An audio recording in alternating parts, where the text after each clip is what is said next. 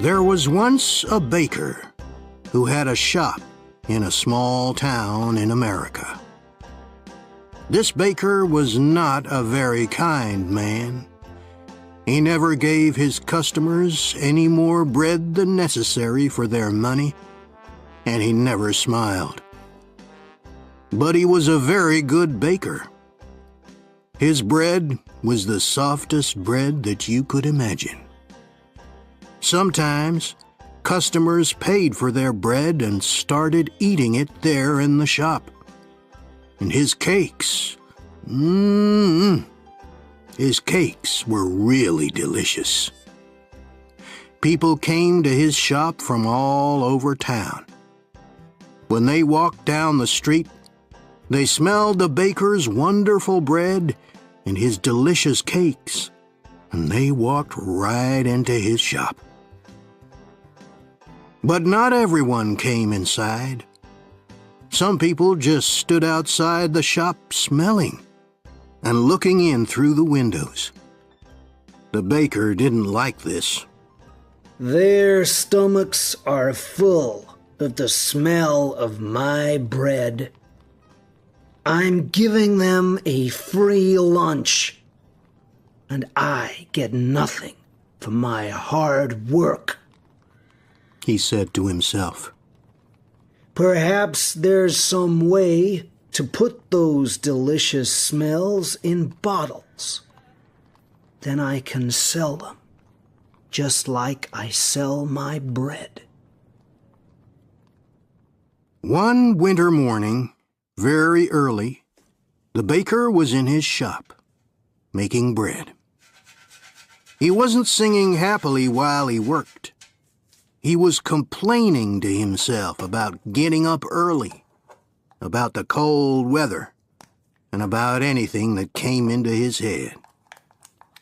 In the middle of all this, he looked up and saw someone looking in through the window. It was a young man wearing an old coat. He was looking at the baker's bread, and he was hungry. He was smelling the fresh bread and smiling. When the baker saw him, he felt very angry. That thief outside my shop has a stomach full of the smell of my bread. It's a free breakfast.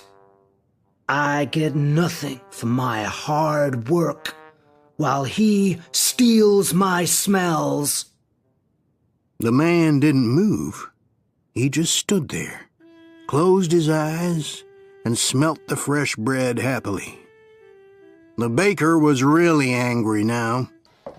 He walked across the shop, opened the door, and shouted at the man, "Pay me!" "Pay you for what?" asked the young man in great surprise. "For the smells that you've stolen," replied the baker. "But I've stolen nothing. I'm only smelling the air. Air is free," said the hungry young man. "It's not free when it's full of the smells from my shop," replied the baker. "Pay me now, or I'll call the police." When the young man didn't pay, the baker took him by the coat and pulled him through the snow to the judge's house. He knocked on the door. After a long time, the judge opened the door in his nightclothes. He looked at the baker and the hungry young man standing outside in the street. It was 6 o'clock in the morning. What could be so important so early in the day? "This man is a thief. He stole the smells from my shop," said the baker. The judge was surprised, but all he said was, "Come in and tell me your story. But first, give me time to dress myself." He went back into the house. After a few minutes, he came back and he took them inside. they all sat down together around a large table. "All right. Tell me everything. Baker, you start," said the judge. He listened quietly. First, the baker told him all about the hungry man who stole all his smells. The judge went on listening. Then the young man told him that air was free and that any man could have as much as he wanted. When they finished telling their stories, the judge was silent for a few minutes. The baker started telling him again of how the other man took all his smells without paying. "Stop! Be quiet! I've decided what we'll do," said the judge. "Young man, do you have any money?" The young man put his hand in his pocket and took out a few coins. He showed them to the judge and said, Sir, this is all the money that I have in the world. "Give those coins to me," said the judge. The young man put them into the judge's hand. "I've listened carefully to both your stories," began the judge. "It's true that the smells were coming out of the baker's shop, and these smells belonged to the baker.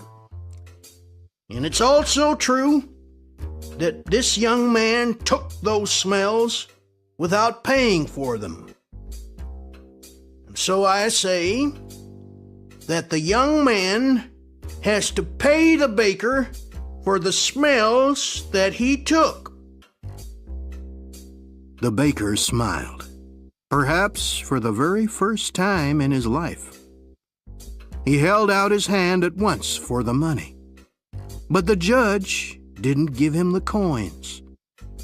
"Baker, listen and listen carefully," he said. He shook the coins in his hands, and they clinked together. "That can pay for the smells," he said to the baker. "Give me my coins, sir," said the baker, not smiling anymore. "No," said the judge. "I've decided that the sound of money is the best way to pay for the smell of bread." And with that, he gave the coins back to the poor young man and told him to go home.